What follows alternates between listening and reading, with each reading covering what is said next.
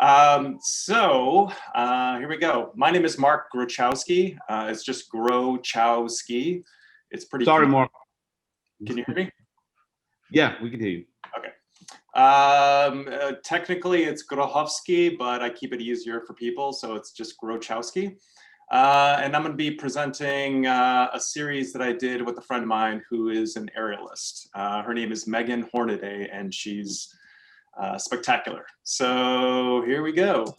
It's tentatively titled Alone Together, and I'm trying to, here we go. So let's see, who do I think I am? Hang on one sec, sorry folks. Let me minimize Zoom here.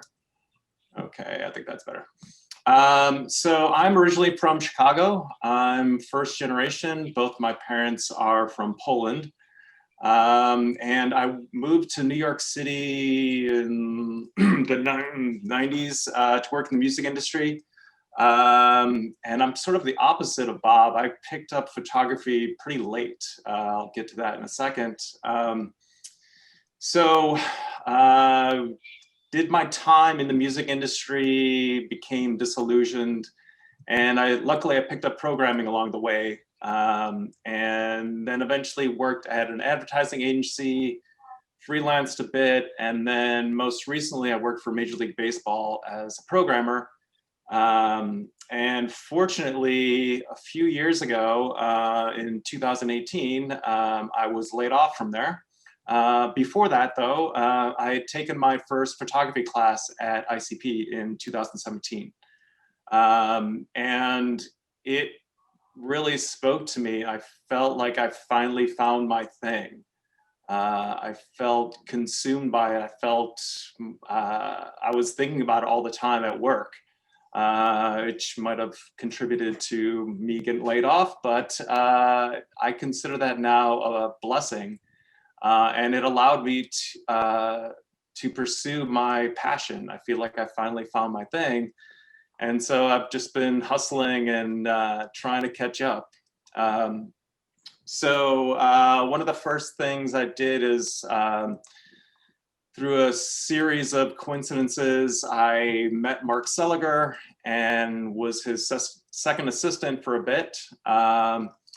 And then I've just been plugging away ever since. The pandemic, I spent doing an online video course called Full-Time Filmmaker, which was really great, and it kind of taught me how to do video. I'd also taken a few classes at SVA in cinematography and digital filmmaking, and really loved those and was incredibly inspired. The teachers were amazing. Shout out to Brian Gonzalez. And that's my story, and I'm sticking to it. So, tools in my trade. If anybody is here from any of these manufacturers and want to sponsor me, please reach out. I shoot on Sony cameras. Originally was a Canon guy, got a 5D Mark III, and then mirrorless just sort of seemed inevitable. So I bought a Sony a7 III with a Metabones adapter and was able to still use my Canon glass, which is very fortunate. But eventually I just wanted to keep it all native and needed another body.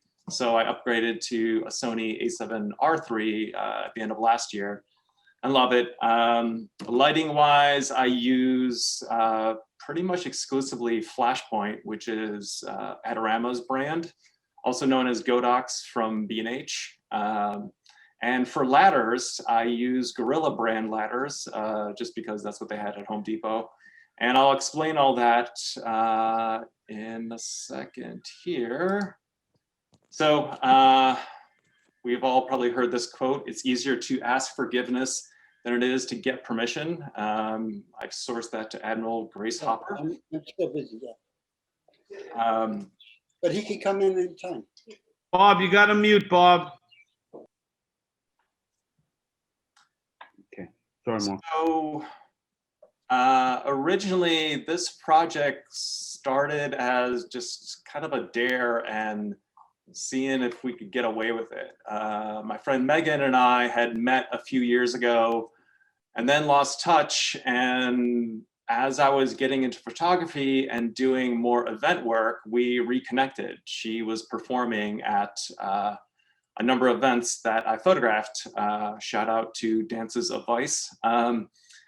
And it turns out she was living a block away from me. And so we were talking, we wanted to collaborate and do some photos. And I, knew the beautiful kind of crazy work that she did. And I thought to myself, can I like rig her somewhere in the city?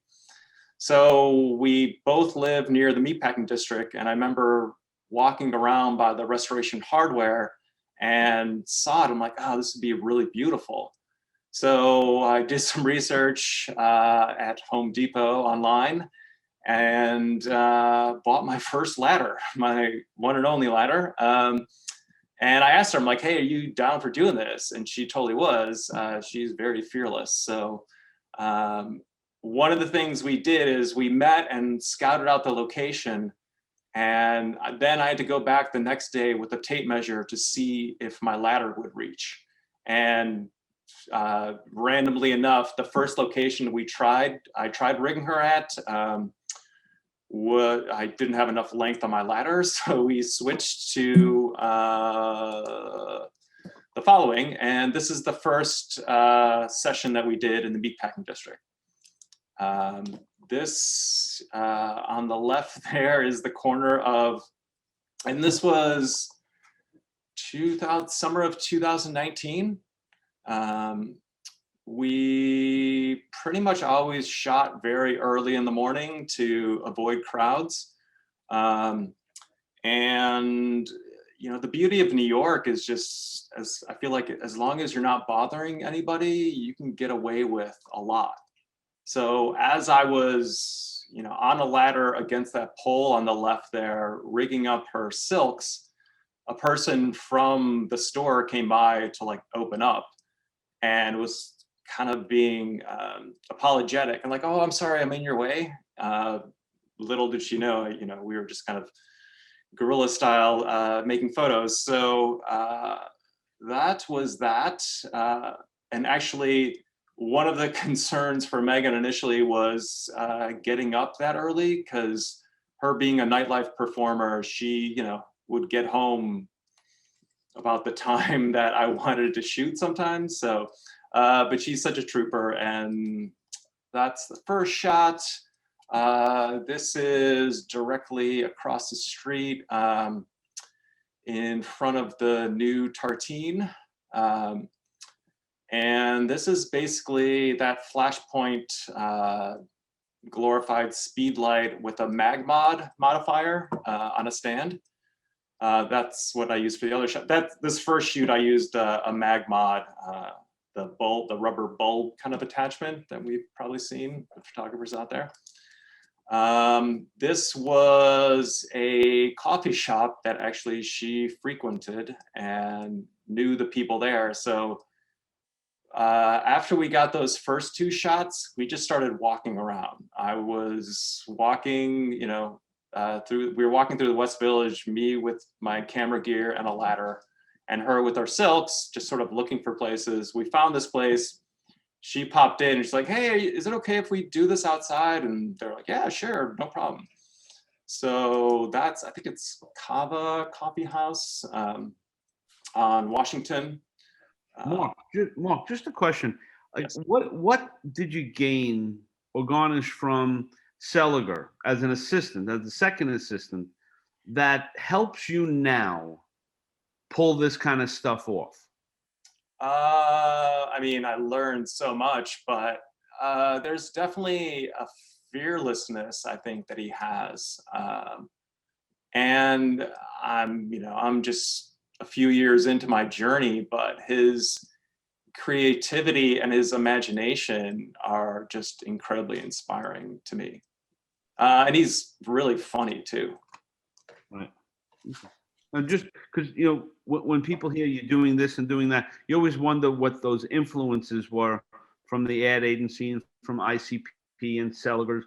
how that affects you as you go on your journey.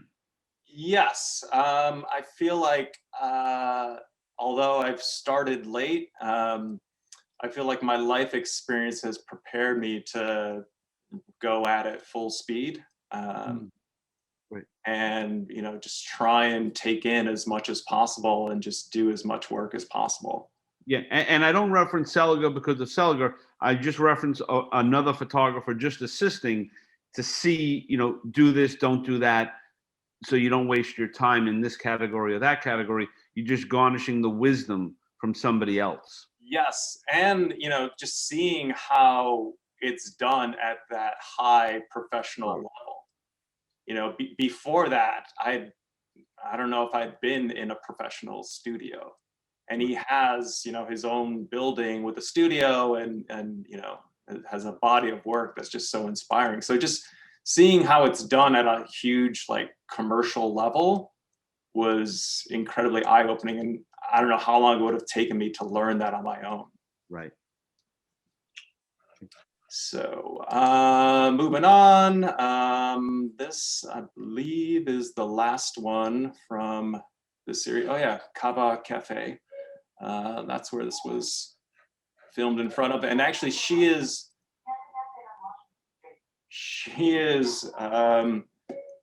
sorry, that's Siri going off. She is rigged to the bottom of a fire escape. That's one thing I learned too, that my 14-foot ladder kind of fits perfectly, fully extended against the bottom of a fire escape. I'm guessing that's some sort of New York City legal requirement. Will you continue that body of work, Mark, or is that it? Oh, no, yeah, that's one of 5. So keep an eye on me as far as timing goes. So this is No, I'm not talking about that, Mark. I'm talking about that series with her. Oh yeah, that's what the next That's what I meant. More. Yeah, that's what the next 4 volumes, if you were, are. Okay. So we did that, had a great time. It was super fun and exhausting.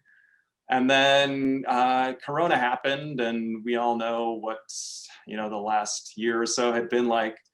But I don't remember exactly when we shot this, but in the height of the pandemic, just as the mask mandate was happening and people were freaking out and very sort of secluded and sheltered, I became a little stir crazy and reached out to Megan. And it was the initial beginnings of social distancing and whatnot. And so I thought it would be sort of a cheeky public service to do a series with masks and social distancing. Or it just, gave us a reason basically to run around the West Village again. So this is right across the street from me, in front of, or off to the side of Echelon Bicycles, my local bike shop, who are amazing and really great group of people. That's Megan, again, hanging from the bottom of a fire escape. Oh, there you go. You can see the process behind. So that's Megan again. I couldn't tell you what street that is, but basically, usually my ladder would, at least hit the bottom of the fire escape. So we were very fortunate in that way. And yeah, it was pretty run and gun. Megan would we discuss things beforehand. Typically, she wouldn't even tell me what she was bringing. She'd just show up and she's like, hey, I've got this outfit. I've got this outfit. I'm like, okay, let's try this here. And we just sort of made it up as we went. This is in front of the Jane Hotel. Her mask, actually, or that fleur de lis, or however you pronounce it, had sort of come off her mask. So or had become unattached from the fabric. So we basically put that ring, for lack of a better term, across her eyes and tucked it in there. This is Mark. How long did it take to set one of these shots up? The logistics of putting up the thing that she's hanging from and all of that. I mean, I had to work as quickly as possible. because, we, amongst us, we didn't have permits. But, it was, again, there weren't that many people out. So to answer your question, I'd say, I don't know, 10 minutes. Basically I just extend the ladder, prop it up against whatever I could. And then there's basically, you can probably see in the other shot, there's an attaching loop, or there's an attaching rope, if you will, that basically has a cantilever, I forget what they're called, on the bottom. And that's what her straps would attach to, or her silks. So basically I just had to put my ladder against something and be able to wrap a strap around it. And then she could hook onto it. And she takes care of her own sort of security, that's strong and that's going to hold her and the lock is locked. Yes. I mean, I did all the rigging myself because I didn't want to, put her in danger, and I felt like I should have some skin in the game. So she basically instructed me, and those things are, climbing type mechanisms. So when they're locked, they're locked. Yeah. They're not going to come apart. So yeah, that's in front of I don't know, some store off Bleecker Street, and this is again off Bleecker Street, and yeah, you can see the attaching rope at the bottom of the fire escape there. And yeah, for this one, actually, I used the same flashpoint speed light, and just had a little mini beauty dish and like a 10-foot stand that I would just put on the sidewalk. And you've got an assistant with you? No. No, you're doing it on your own. Okay. Yeah, it was just her and I. So for volume 3, we actually, this was again during Corona. I had been to a park by the waterfront in Brooklyn. I don't want to name names because we got in trouble a little bit. I'll explain in a second. There happened to be a factory across the way that they're now turning into condos, and we did a little urban exploring, let's just say. And I don't have a photo, but basically the interior of this factory, I think it's where Kara Walker might have had a thing a few years ago, that amazing art piece that she did. But the inside of this reminded me of like World War I or World War II, just like this bombed out sort of cityscape, if you will. So this was a big metal structure that we just found in the middle that I rigged her from. These pictures don't do justice. You can sort of see the shell of the building on the outside there. Wow. And yeah, it was epic, just the interior of it. And then we went inside, and I just happened to find this little shaft of light coming through from the street, or from the street level. And it was a little grimy around there, so I found a particle board that you can see there for her to stand on, and just posed her there.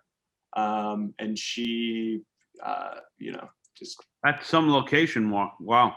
Yeah. And honestly, I didn't plan that. That was us just like walking around, maybe trespassing a little bit, and found that. And and there's basically just a light off to the side, but that's just beautiful natural light coming through from the street level.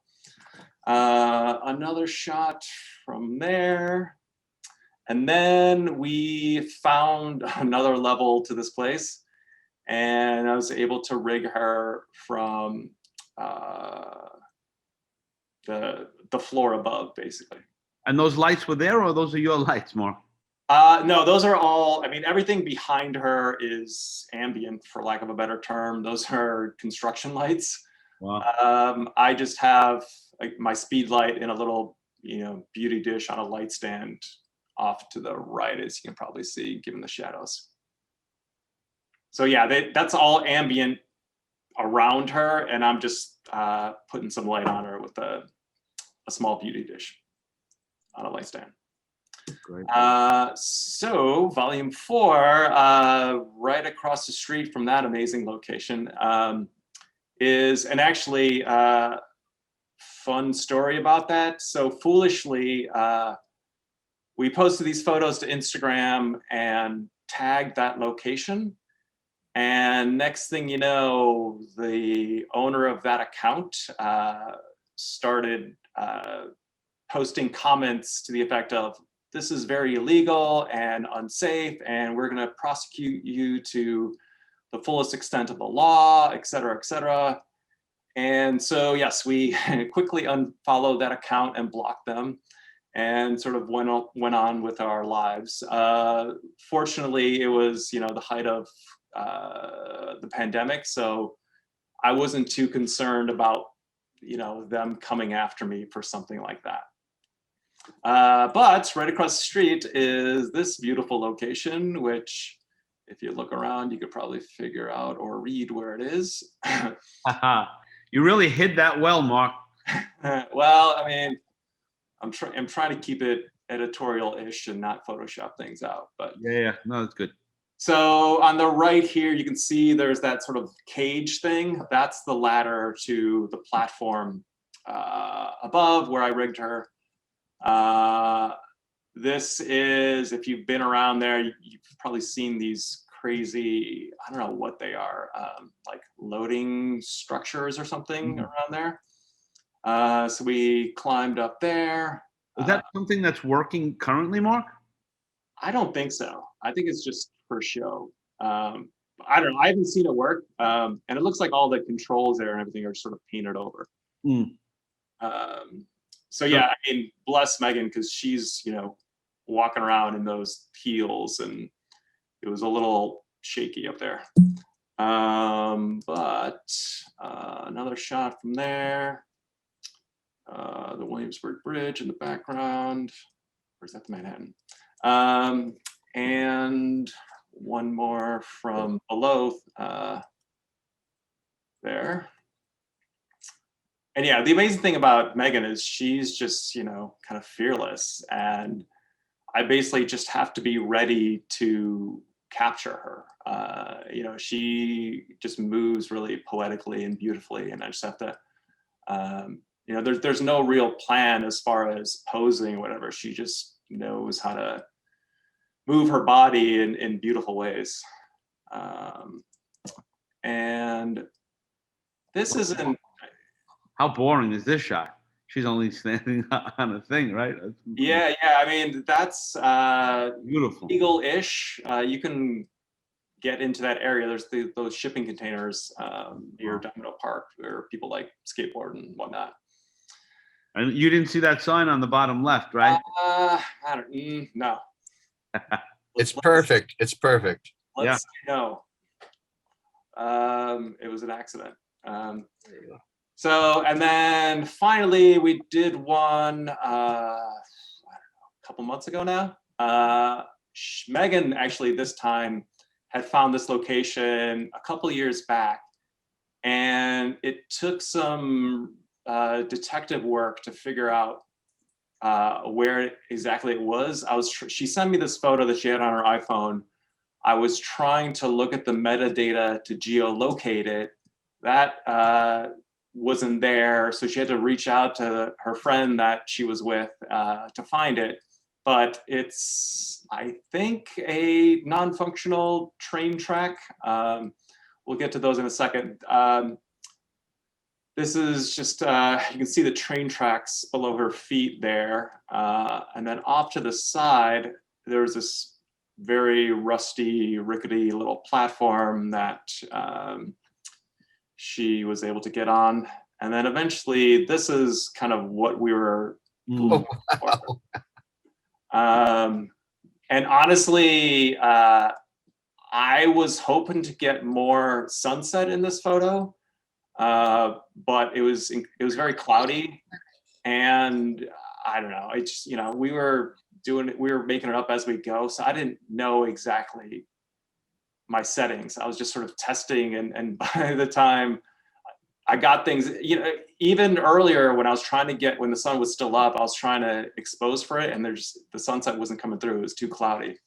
So luckily, by the time it went down, we were able to get this sort of. What tracks are these, Mark? Where are we? This is Long Island City. Okay. I can't tell you exactly where because I'd probably get in trouble. And so yeah, that's that. And actually, there's this big structure that she's hanging from. They can't see in here, but if you want, it's. Yeah, Mark, I was going to ask you about that. Is that more powerful? I mean, like visually, like when you see that, is that more powerful not to see what it's hanging off, or like this? Because this makes it feel like it's so, you know, high. I mean, Yeah. what are you thinking about that? Well, interestingly enough, my vision was showing more of the structure. I mean, it goes up probably, I don't know, at least like 6 feet more than, you know, the top of the frame. Mm. But I noticed when I was actually, they did like started repairing the tracks, and I wasn't able to get as far back as I wanted to. But one thing I've noticed with doing these is if you put the subject, if we put Megan too far back, she can almost get lost a little bit, and there's almost too much going on. So I ended up cropping out the sort of elevated structure above the tracks because it was sort of taking away from her. Yeah, and this has to take more than 10 minutes to set up. Ish, not really. Well, I mean, so by now you guys are pros, right? You just get up there. Yeah, I mean, and luckily this one had a whole a walkway with a ladder. Actually, I'd scouted this before. It had a whole walkway with a ladder that sort of went over the little bridge that we attached her from. But fortunately, we got there when the sun was still up, as we saw from the previous photos. We got there at like this hour of the day, and I rigged her right when we got there so we'd be ready. Basically, I was watching the sun to time it, to time the shot when it was going down. And it almost looks like there's a train coming out of that station on the I think that, in full honesty, I think that just could be like a building light, but let's call it a train. Yeah, that's fine. I'm fine with that. So that's one, and then this is a rickety structure that was swaying a little bit, and bless her soul, she was kind enough to get up there. But yeah, you can sort of see behind her the train lights.